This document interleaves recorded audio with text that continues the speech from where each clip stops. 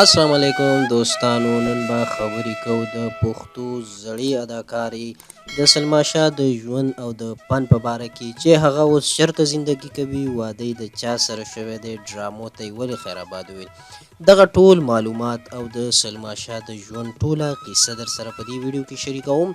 امید لرم چې دا ویډیو به تاسو ډیره په شوق وګورئ او د سلما شاه مینوال به دا ویډیو ډیره زیاته خوښه کړي، ځکه چې د هغې د ژوند هغه رازونه دلته تاسو سره شریکوم چې هغې مینه د چا سره وکړله او دغه انډسټري ولې پرېښودله. په دې ویډیو کې ټول معلومات له تاسو سره شریکوم. سلما شاه چې د مردان سره تعلق لرلو، چې د هغې د پلار نوم پهلوان و، هغې بعد د بورینګ کار کولو. سلما شاه چې دغه فن سره ډیره زیاته مینه وه او د مردان د معمولي سټیج ډرامو نه هغه راغلله پېښور ته، او پېښور نه لاهور کې هغې ته غټ غټ پروجیکټ میلاو شولې او ښه ډرامو کې هغې کار شروع کړو. دوستانو، یو داسې دور و چې د پښتو سینماګانې او د پښتو انډسټري په عروج سره وه.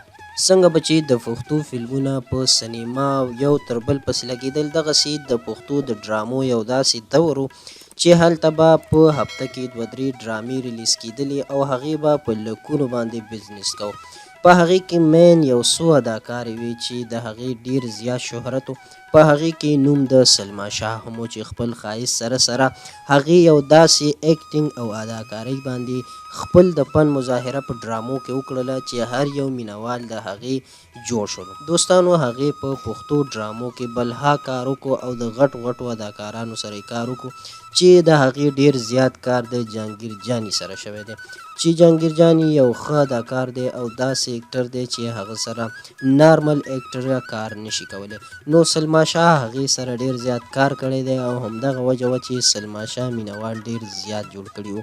دوستانو، سلما شاه د ډرامو سره سره د پښتو فلمونو کې هم کار کړی دی چې هغې پکې سایډ رولونه کړي دي چې هغه هم کامیاب شوي وو. خو د هغې نه پس هغې ته بیا د مین لیډ رولونو کار میلاو شو چې هغې انکار وکړو، ځکه چې هغې داسې ډریس نشو اچولی کوم چې دغه پنجابیان اچوي، ځکه چې سلما شاه یوه پښتنه وه. سلما شاه چې د خپل کار سره ډیره زیاته مینه کوله، نو هغې ټول فوکس د پښتو سیریز ډرامو باندې ورکړلو او ډیره زیاته کامیابي ترلاسه کړه. خو چې کله هم د هغې د عروج وخت راغی، نو هغې دغه انډسټرۍ ته خیر آباد وویل.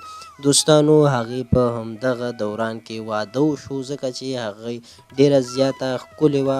نو د بونیر توتالی یو هلک چې نوم یې شیردلو او هغه یو بزنسمین و چې سلما شاه ته یې د واده اپر وکړو. نو سلما شاه هم بیا ونه کتل، ځکه چې هغې مخکې زندګي ځان ته ښه کوله. نو هغې د واده دغه افر اکسپټ کړو او هغه اوس په خپل کور باندې د حیا عزت ژوند تیروي.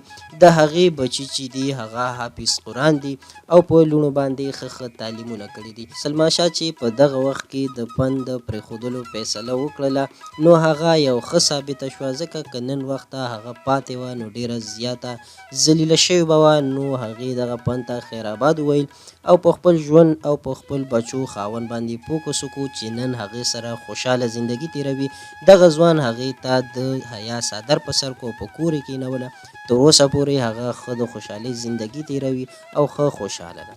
دوستانو، دغه دور کې ډیرې ښې اداکارانې تیرې شوي دي. که تاسو غواړئ چې د هغې په ژوند تاسو سره خبرې وکړو، نو تاسو موږ ته په کمنټ کې د هغې نوم لیکلی شئ.